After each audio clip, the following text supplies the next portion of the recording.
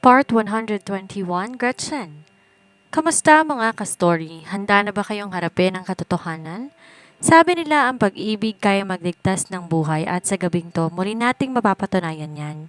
Saksi tayo sa isang tagpong tila hango sa isang pelikula. Si Demetrio, ang makapangyarihang Master Colin ay handang suungin ang matarik at masukal na bundok, mahanap lang kanyang nawawalang asawa.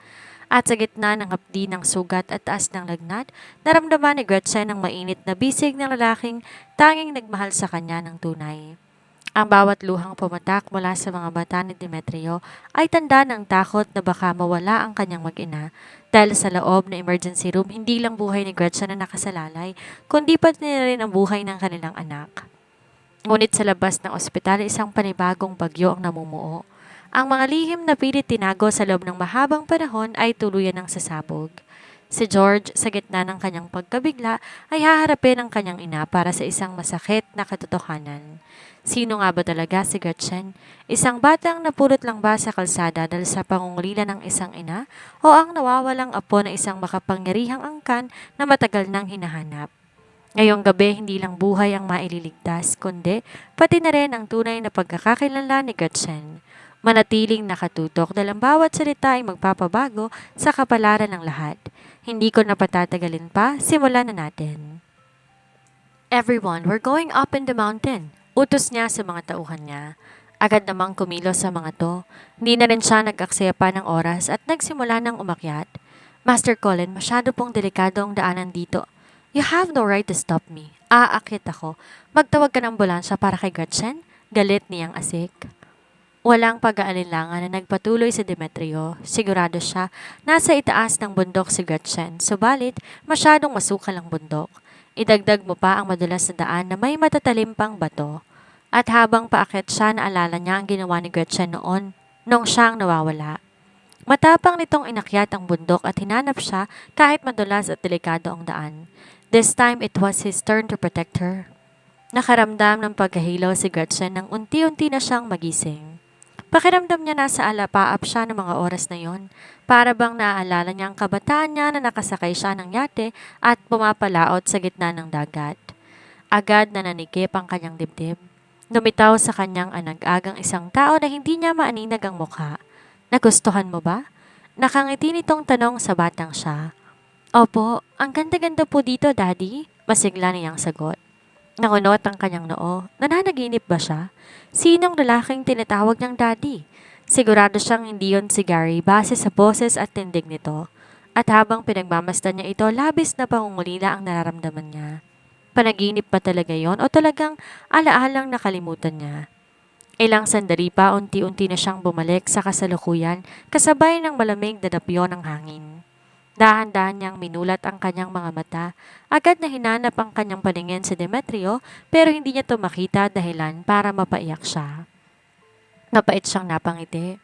Paano nga naman siya makakahanap ng lalaki gayong hindi naman ito alam kung nasaan siya? Mukhang hindi niya na makikita pa ang lalaki sa buhay niyang to. Wala naman siyang ginawang masama. Nakatakas na nga siya sa kanyang mga magulang pero may isang tao namang tumangay sa kanya at mukhang balak siyang gawa ng masama. Sinubukan niyang aninagin ang mukha ng lalaki pero dahil nakasuto ng sombrero, idagdag mo pang hilam sa luha ang mata niya kaya hindi siya makakita ng maayos. Sa kabila ng panghihina niya, mariin niyang hinawakan ang isa sa braso ng lalaki. Bakit mo ba ginagawa to sa akin? Wala akong kasalanan sa'yo. Wala nga, pero pasensyahan na lang tayo. Ginagawa ko lang ang trabaho ko. Nais ng boss ko na mawala ka na sa mundong ito. Mamili ka. Itutulak kita o tatalon ka mismo sa bangin. Malamig nitong turan at kinaladkad siya papunta sa gilid ng bangin. Walang lakas na napatitig si Gretchen sa madilim na bangin. Sa taas ng bangin halos wala na siyang makita pa sa ibaba. Wala sa sarili siyang napaluhod kasabay ng paghawak niya ng mariin sa kanyang tiyan. Hindi niya lubos akalain na mamamatay siya sa lugar na walang makakahanap sa kanya. Mariin siyang napapikit at muling inalala ang mga pagkakataon na kasama niya si Demetrio. Sa piling lang ng lalaki naramdaman niya kung ano ang tunay na kasiyahan. Kasiyahan na hindi niya naranasan buong buhay niya. Naawa siya sa kanyang anak. Sobrang dami niyang plano para dito. Nais niyang masilayan itong mundo. Nais niyang bumawi sa sarili niya sa pamamagitan ng pagpapalaki sa anak niya ng tama. Patawarin mo ko, anak. Patawarin mo at naging mahina si mommy. Patawarin mo ko at hindi kita kayang ipagtanggol laban sa kanila. Bulong niya at tuluyan ng tinanggap ang pagkatalo niya. Subalit ilang saglit pa nakarinig siya ng maraming hakbang sa likuran niya. Unti-unti siyang lumingon at nasilayan ng mukha ng asawa niya. Isang ilusyon na naman ba to ulit? Mukhang mahal na mahal niya talaga ang lalaki at kahit saan nakikita niya ito. Maging sa mga huling oras niya, ito pa rin ang nasa isipan niya. Mabibilang lang sa kanyang mga daliri ang mga taong tumarato sa kanya ng maayos. Si Demetrio ang nagparamdam sa kanya na pwede siyang mahalin ng labis at walang kapalit. Mapait ang nakaraan niya pero nagkaroon ng kulay ang buhay niya sa pagdating ng lalaki. Kung mawawala man siya ngayon, hindi na rin masama dahil naranasan niya kung anong pakiramdam ng mahalin, alagaan at protektahan sa maikling panahon ng isang Demetrio Colin Yamamoto. Muli niyang pinikit ang kanyang mga mata para tuluyan ng magpahinga, subalit bago pa man bumagsak ang kanyang katawan sa bangin, ay isa ng mainit na braso ang pumulupot sa kanyang katawan. "Wake up, wife! Don't you dare close your eyes on me, Gretchen!" Napatingin si Demetrio sa itsura ng kanyang asawa. Magulo ang buhok nito, puno ng mantsa ang dugo gamit ang damit at maraming sugat sa paa. Maingat na tong niyakap para kahit papano ay mainitan ito. "Gretchen, can you hear me? You are safe now, wife. Please wake up." Natataranta niyang sambit.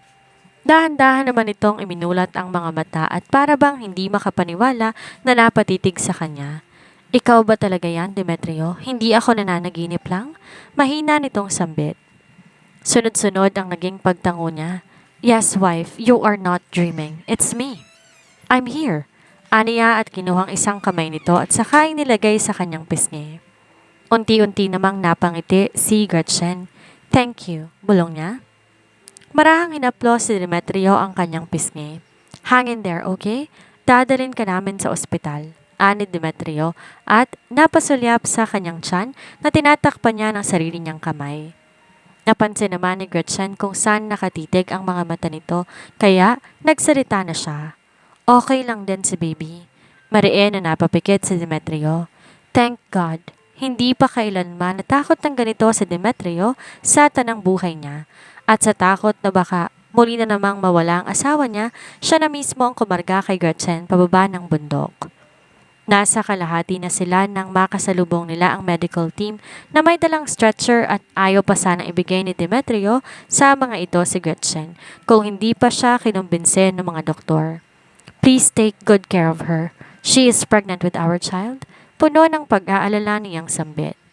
"Huwag po kayong mag-alala, Master Colin. Kami na po ang bahala sa kanya," anon ng doktor. Buntong hininga siyang tumango at labag sa loob na ipinaubaya ang kanyang asawa sa mga medical team. Nagulat naman si Jomar sa kanyang narinig. Buntis na si Mrs. Yamamoto? Magiging tatay na si Master Colin. Bakit hindi niyo yon alam? Gayunpaman ay hindi mo na siya nagsalita. Tsaka na lang niya babatiin ng kanyang boss kapag talagang maayos ng lahat. "Keep an eye on Teresa, Jomar. Utusan mong iba sa mga tauhan nating hanapin si Gary. Dispatch the rest of our men to search the entire mountain." Agaran niyang utusan.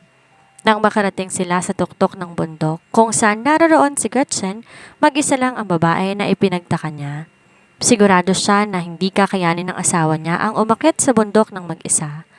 Wala nang lalaking nagpanggap na tauhan niya at tumangay kay Gretchen. Agad namang tumango si Jomar at ginawa na ang iniuutos ni Master Colin habang si Demetrio ay sumakay na rin sa loob ng ambulansya para samahan si Gretchen. Hinding-hindi niya na ihihiwalay ang kanyang mga mata sa babae at baka mamaya mawala na naman to sa kanya. Habang nakatitig siya kay Gretchen na nakahiga sa stretcher, parang pinipiga ang puso niya sa sakit. Ang sabi ng doktor, maraming dugo ang nawala sa kanya, gawa ng malalim na sugat niya malapit sa palapulsuhan. Mataas pa ang lagnat nito at dehydrated na rin. Mabuti na lang at wala ding nangyaring masama sa kanilang anak. Sa kabila ng pag-aalala niya, hindi niya maiwasan na makaramdam ng paghanga sa kanilang anak.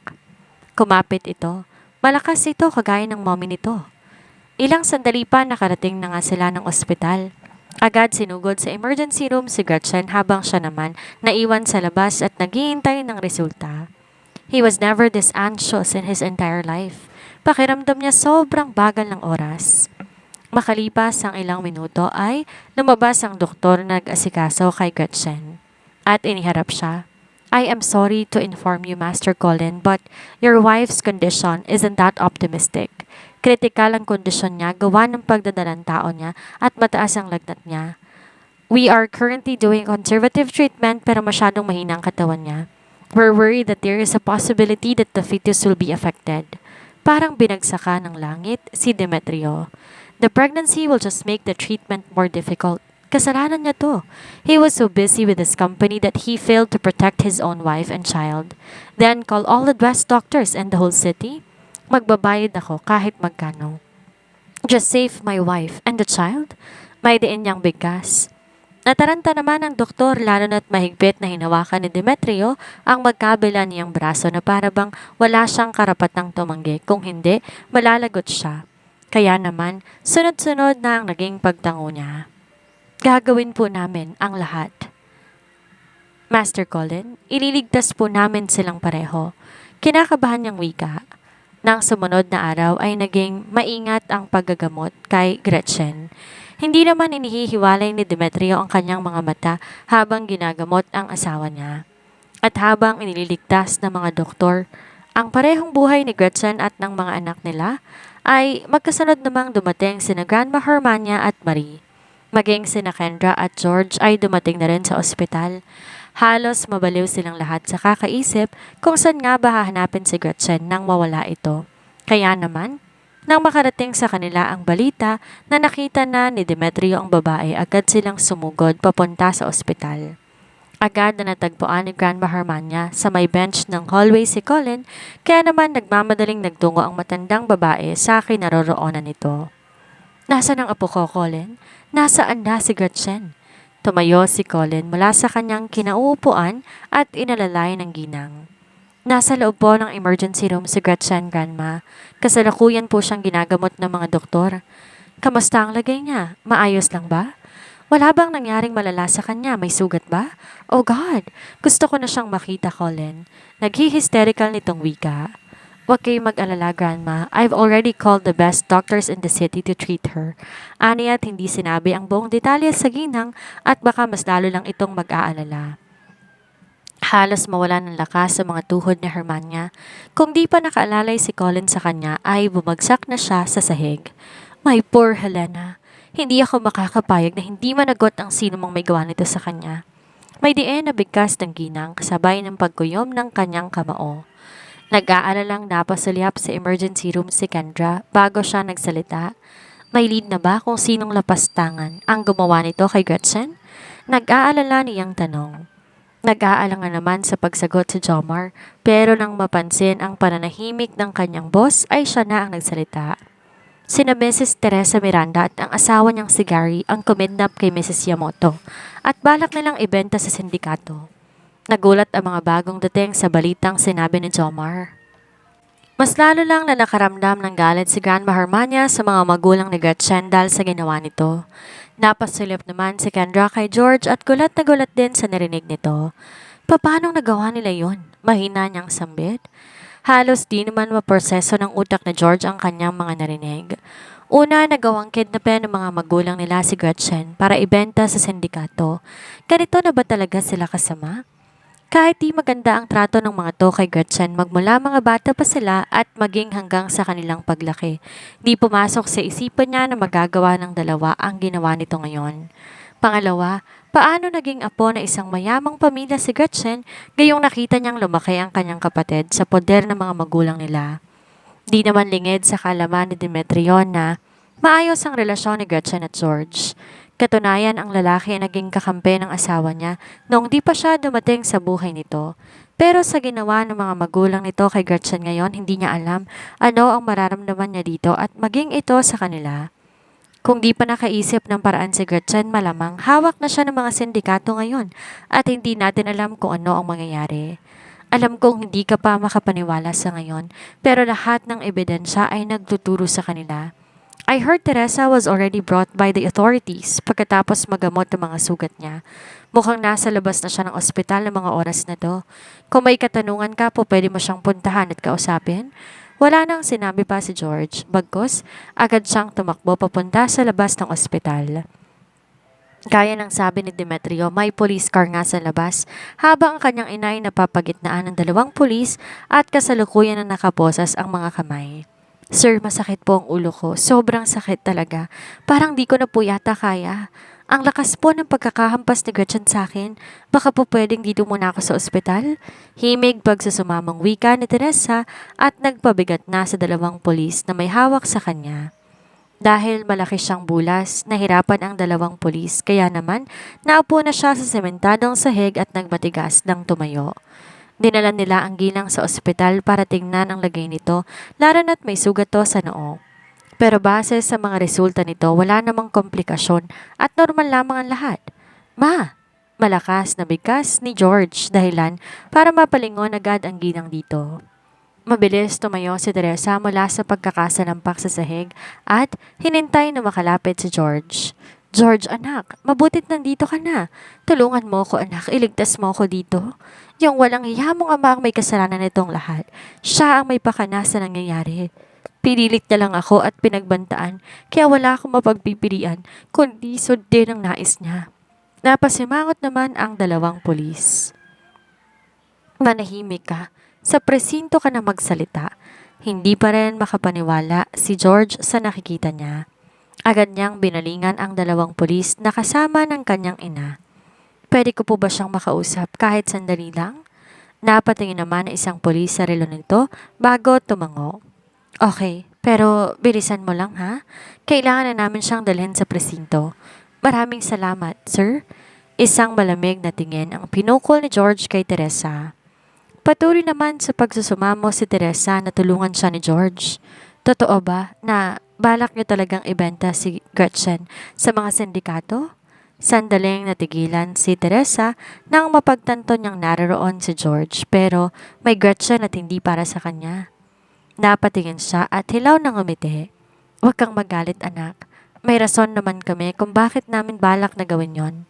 Ilang beses na napanunok si George para mawala ang bikig sa lalamunan niya. Hindi man lang nito ay tinanggi na hindi totoo ang tungkol sa pagbebenta nito sa kanyang kapatid. Illegal yung ginagawa ninyo. Ano bang pumasok dyan sa utak ninyo at ginawa nyo yun kay Gretchen? Nabahabaliw na kayong dalawa ni Papa? Ani George sa may kataasan ng boses.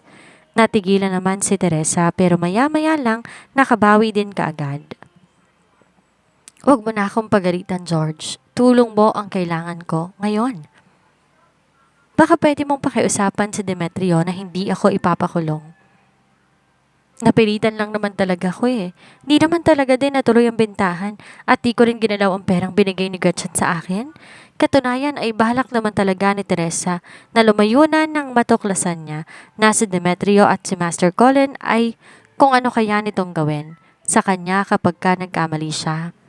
May gana ka pa talagang sabihin yan ha, pagkatapos ng ginawa mo? Sabi nila hindi mo tunay na anak si Gretchen. Sino siya, ma? Kaninong anak si Gretchen? At nasa ng totoo kong kapatid? Sunod-sunod pang tanong ni George. Anong hindi tunay na anak ang pinagsasasabi mo? Huwag kang maniniwala sa sabi-sabi ng iba, George. Pag-iwas ni Teresa sa mga tanong ni George. Subalit nang makita ni Teresa na walang balak si George na palampasin siya, agad niyang hinawakan ang kanyang noo. Aray, ang sakit ng ulo ko. Nahihilo ko. Hindi naman naniniwala si George. Hindi pa sapat ang pang-api nito kay Gretchen at balak pa talaga nitong ibentang babae. Nakakadiring isipin na ganitong klase ang mga magulang niya, mga asal demonyo. Kung hindi mo ako sasagutin sa mga tanong ko, pues kalimutan mo na ang anak mo ko. Dahil kakalimutan ko na rin na may nanay akong kagaya mo. May diin niyang bigkas. Tinalikuran na ni George si Teresa at akmang aalis na nang bigla na lang siyang pigilan ni Teresa. Kung puputulin ni George ang koneksyon nito sa kanya, wala na siyang pag-asa pang makalaya kahit kailan. Huwag ka munang aalis.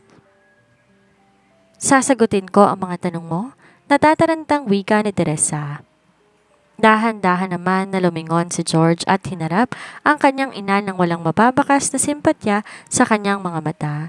Siguraduhin mo lang na magsasabi ka ng totoo dahil kung hindi, tototohanin ko talagang sinabi ko, nakakalimutan na kita.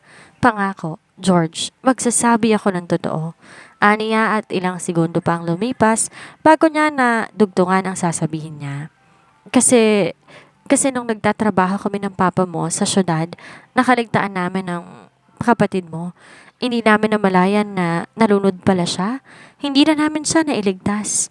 Namatay ang totoong kapatid mo, George. Umiiyak na wika ni Teresa. Mas lalo pang nadagdagan ang pagkagulantang ni George sa kanyang narinig. Kung ganon, sino si Gretchen? Kunot noo at maluhalo-luha niyang tanong. Marahas na pinahid ni Teresa ang kanyang mga luha gamit ang kanyang nakaposas na kamay. Hindi ko matanggap ang pagkawala niya. Pakiramdam ko pabaya akong ina. Araw-araw kong naluluhod sa kalungkutan at nagdarasal na sana mabuhay ang anak ko.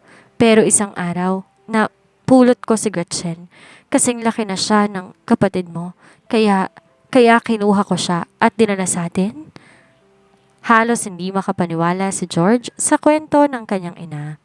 Nang makita ni Teresa ang reaksyon ng kanyang anak, agad niyang hinawakan ang mga kamay nito.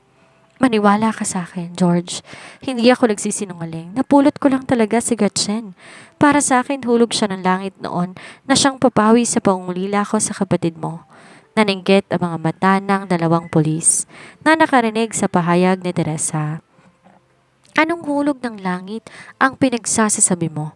Kung may bata ka mang napulot, hindi ba't nireport mo na yung dapat sa mga otoridad kaysa dalhin sa bahay ninyo dahil lang sa nawalan ka ng sariling anak? Paano kung involved pala sa child trafficking at sindikato ang batang napulot mo? Mariing umiling si Teresa sa sinabi ng pulis. Sigurado kung hindi siya involved sa child trafficking. Tsaka nagpalaboy-laboy lang siya at wala siyang makain kaya pinulot ko siya. Kung hindi dahil sa akin, malamang namatay na sa gutom si Gretchen noon. Sarkastiko namang natawa si George bago siya nagsalita. Kung hindi mo siya pinulot at dinala sa atin, malamang mas maginhawang buhay niya ngayon. Hindi na nga siya sana nagtiis pa sa atin at sa pangit na pakikitungo mo sa kanya. Alam niya kung anong hirap ang dinanas ni Gretchen sa mga kamay ng magulang niya, lalong-lalo na sa kanyang ina. Kaya napaka-ipokrita nito sa mga sinabi nito na para bang utang na loob pa ni Gretchen na pinulot niya ito mula sa kung saan. At kung totoo man ang sinasabi ng matandang babae na nandun sa loob ng opisina, sa ospital ng apo nga nito si Gretchen, sobrang tagal na nang hinanap ng mga itong babae. Sa lawak ng koneksyon at pagpupursige ng pamilyang Okamori, matagal na dapat nitong nahanap ang apo nito. Kaya paano naatim ng kanyang ina na itago si Gretchen mula sa totoo nitong pamilya at pagmalupitan? At porket hindi nito tunay na anak ang kapatid niya, may karapatan na tong ibenta si Gretchen? Hindi niya talaga lubos maintindihan kung bakit nagkaganito ang mga magulang niya. Nang makita ni Teresa na wala pa rin sa kanya ang simpatya ni George, unti-unting nagbagong ekspresyon niya. Mula sa pagsusumamo, napalitan niyo ng tapang at galit. Pero kahit di ko totoong anak si Gretchen, tunay naman kitang anak. Galing ka sa dugot laman ko kaya hindi mo ko pwedeng pabayaan. Hindi mo ko pwedeng basta lang ipagtabuyan dahil nanay mo pa rin ako. Mas lalong nadagdagan ang pagkadismaya ni George sa kanyang ina. Sa kabila ng nangyari dito, wala pa rin siyang makapang pagsisisi sa mga nagawa nitong kasalanan. Mukhang wala na talagang pag-asa na magbago pa ang kanyang ina. Hindi na nagsalita pa si George, bagkus tinanggal niya ang kamay ng kanyang ina na nakahawak sa kanya. Tinalikuran na ito. Nataranta naman si Teresa na makita ang ginawa ni George. Akbang hahabulin niya ito, subalit mabilis siyang napigilan ng mga pulis kaya naman wala na siyang nagawa pa kundi ang magsumigaw nang sa ganon marinig siya ng anak niya. Kailangan mo akong tulungan, George. Kahit balibalik na rin natin ang mundo, nanay mo pa rin ako. Kung tuluyan akong ipapakulong ni Demetrio, sigurado ko madadamay ka dahil pamilya tayo. Maging ang apo ko maaapektuhan ng dignidad sa nangyari. Yun ba ang gusto mo, ha? Yan ba, Garrett? Di na pinansin pa ni George at Teresa kahit ano pa ang sigaw nito ni hindi niya nga namalayan kung paano siya nakarating muli sa loob ng ospital. Basta naglakad na lang siya na halos wala sa kanyang sarili. Masyado siyang ginulat ng mga pangyayari at parang di pa yon gaanong naproseso ng utak niya. Basta ang alam niya lang kapatid niya pa rin si Gretchen kahit di niya ito tunay na kadugo. at walang magbabago sa pagtingin niya dito. Nang makita ni Kendra na nakabalik na si George ay agad niya itong nilapitan. Anong nangyari? Nakausap mo bang nanay mo? Malakas na napabuntong hininga si George bago tumango. Umamin na si Mama na hindi ko tunay na kapatid si Gretchen. Ang sabi niya napulot lang daw niya si Gretchen dahil nagpalaboy-laboy ito at namatay na ang totoo kong kapatid. Dahil sa pangungulila niya inampon siya ni Gretchen at dinala sa amin. Aniya bago binaling ang atensyon kay Demetrio. Alam kong walang kapatawaran ang ginawa ng magulang ko kay Gretchen at hindi rin ako hingi ng tawad para sa kanila dahil alam naman natin kung anong klaseng taong dalawa. Ikaw na ang bahala sa kapatid ko, Demetrio. Alam ko na hindi mo siya pababayaan pero please, protektahan mo siya laban sa mga magulang ko at sa kung ano pang maisipan nilang gawin laban sa kanya. Hanggang saan nga ba ang hangganan ng kasamaan ng isang tao? Ngayong gabi narinig natin mula mismo sa bibig ni Teresa ang isang katotohanang mas masahol pa sa kamatayan. Si Gretchen ang batang inapi, minaltrato at muntik ng ibenta ay hindi na pala nila tunay na anak. Isang batang napulot lang sa kalsada para punan ang puwang ng isang nawawalang anak, ngunit tinuring na parang basura sa loob ng maraming taon. Ngunit sa gitna ng kadilimang ito, isang liwanag ang sumilay. Ligtas na si Gretchen sa bisig ni Demetrio at may isang munting anghel na kumakapit sa kanyang sinapupunan. Isang yamoto ang paparating, isang simbolo ng pag-asa at bagong simula. Pero ang tanong, kakayanin ba ng katawan ni Gretchen ang tindi ng gamutan? May pagtatanggol ba ni Demetrio ang kanyang mag-ina laban sa mga aninong pilit tumahabol sa kanila? At si George, matapos talikuran ang sariling ina, paano niya haharapin ang bukas na alam niyang ang buong buhay niya ay nabalot sa isang malaking kasinungalingan? Sana ay nagustuhan ninyo ang madamdaming kabanatang ito. Huwag kalimutang i-like ang video na ito at i-share ang inyong nararamdaman sa ating comment section. Sa tingin niyo ba, dapat pa bang patawarin ni Gretchen si Teresa kapag nalaman niya ang totoo? Nako, huwag papalagpasin ang mga parating pang kabanata. Maraming salamat po.